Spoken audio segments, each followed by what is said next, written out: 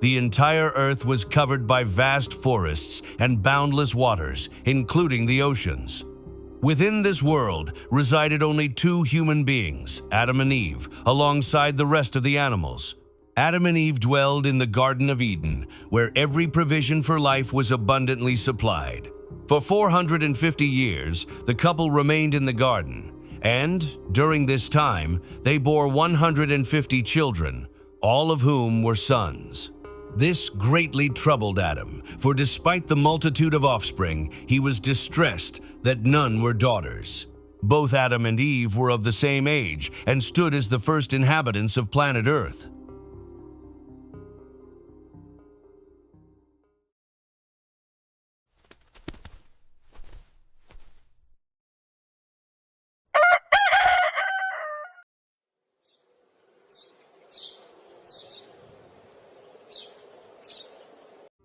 Eve was known for her love of gathering all sorts of fine fruits for her husband. However, she had been warned never to bring any fruits from beyond the boundaries of the garden. When the couple reached the age of 460, Eve became pregnant once again and was soon to give birth to her 151st child. Upon delivery, it was discovered that Eve had given birth to yet another son, making it 151 sons in total. This greatly frustrated Adam, who longed deeply for a daughter, as he already had far too many sons. By the time Eve entered their dwelling to present the child to Adam, he had already sensed that it was not a girl. Eve's visible sorrow after giving birth had revealed the truth before a single word was spoken. Adam, I'm talking to you. What? It's a boy, isn't it? I knew it. Why can't you just give me a girl? I am sorry, Adam.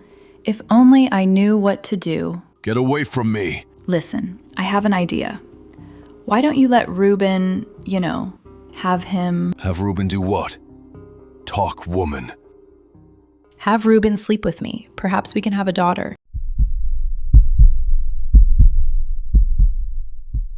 You have greatly insulted me today by seeking to offer yourself to our firstborn son.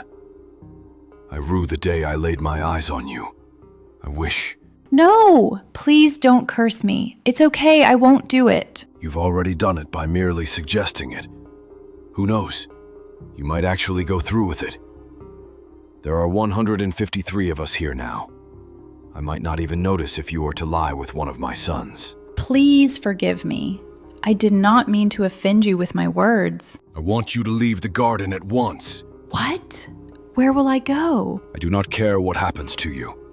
Your continued presence threatens to dishonor my lineage, and I will not permit you to remain here in your insistence on bearing a daughter. Depart immediately. And so, Eve fled from Adam's presence when she saw him raise his spear toward her. Some of her sons witnessed her running from him, and Reuben, her eldest son, hurried forward to approach her. Mother, you seem distressed. What is the matter with you? It's your father. He wants to kill me. As Eve and Reuben spoke, Adam suddenly appeared, still gripping his spear.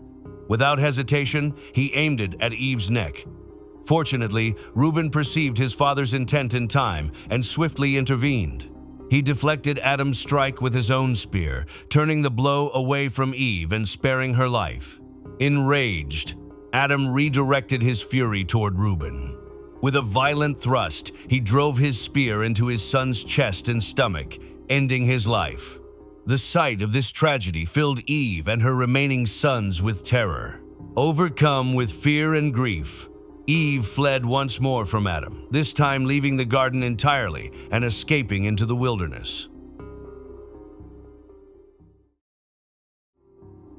Night had fallen, and Eve found herself utterly alone in the wilderness. The forest stretched endlessly around her, filled with every kind of fruit, tree, and creature. On the night she fled from Eden, heavy rain began to pour, drenching her until she was overcome with cold freezing to the bone. In her desperation, she spotted a small mountain cave nearby and hurried toward it, hoping to find shelter from the storm. Once inside, exhausted and trembling, She lay down without noticing what lay beneath her. Unknowingly, she had rested upon a great serpent. Before long, warmth began to return to her body, and she drifted into sleep, comforted by the heat that came from the creature she did not realize was there. At daybreak, the serpent quietly slipped out of the cave, leaving no trace of its presence. Eve awoke refreshed, unaware that she had shared her shelter with the great creature. The warmth and comfort of her rest had renewed her strength, and as the morning light spread across the wilderness, she set out into the forest in search of food. Before long, her eyes caught sight of a strikingly beautiful tree in the distance, a green apple tree whose fruit gleamed invitingly in the sunlight. She approached it eagerly, reaching out to pluck one of the apples, but they hung just beyond her grasp. High above, coiled among the branches, was a serpent the very same that had lain beside her in the cave. With a subtle movement, it caused one of the apples to fall. Delighted, Eve bent to pick it up, never realizing what had made it drop. As she lifted the fruit to her lips, a memory stirred within her, the warning never to eat of any fruit that grew outside the Garden of Eden. She hesitated, torn between hunger and obedience. While she stood in thought, a soft whisper came from behind her. "Why do you hesitate? Are you not hungry?" Startled, Eve turned to see a man she had never encountered before. He was tall and powerfully built, his skin fair and his eyes radiant with an otherworldly light. "Are you a god?" Eve asked in awe. The stranger smiled faintly and replied, "My name is Lucifer." Where did you come from? I live in that cave where you slept last night. What, were you following me? You slept upon me last night. I kept you warm through the cold, and just now I gave you that apple. Listen, stranger, you can keep your apple, but stop following me. At that moment, Eve turned away from the apple tree, still holding the fruit in her hand. As she began to walk off, Lucifer's form shimmered and twisted, transforming into a serpent once more.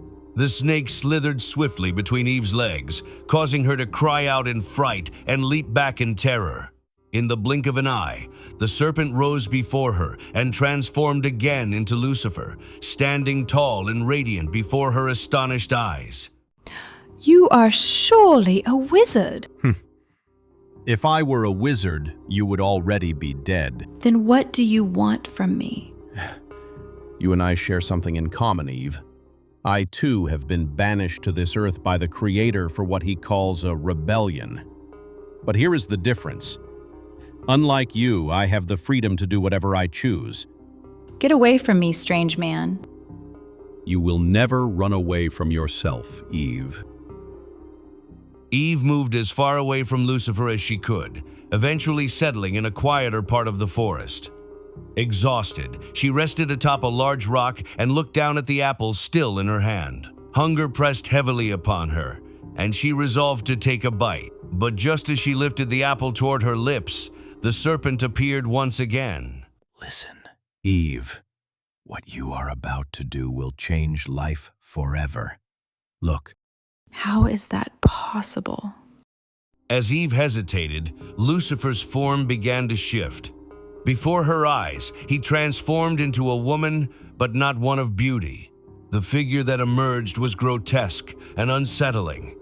Long, jagged nails, hair dry and scattered, teeth rotten and uneven, and oversized, misshapen feet. Eve recoiled in shock, unable to look away from the terrifying apparition. The creature moved closer, its movement slow and deliberate. Eve stood frozen, her heart pounding, as the grotesque figure suddenly began to weep, bitter tears streaking its disfigured face.